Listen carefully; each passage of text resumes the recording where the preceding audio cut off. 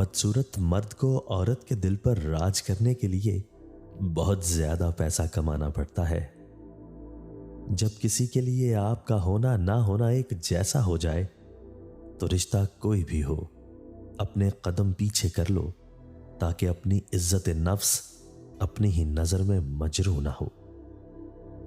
اپنوں کو جب کسی بات کا احساس دلانے کی نوبت آ جائے تو وہ اپنے نہیں رہتے۔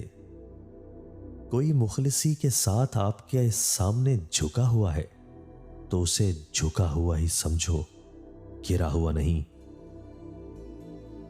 مطلب پرست لوگ کبھی کسی قسم کے رشتے نہیں نبھاتے،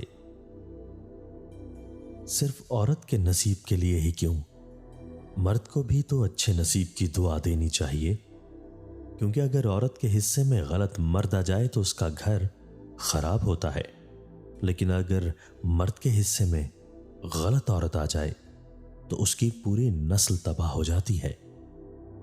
یہ جو بیٹیاں ہوتی ہیں نا، ان کا دل چڑیا کے دل جتنا ہوتا ہے، ذرا سی ڈانٹ پر سہم جاتی ہیں، اور جب ان کی شادی ہو جاتی ہے تو زیادہ حساس ہو جاتی ہیں۔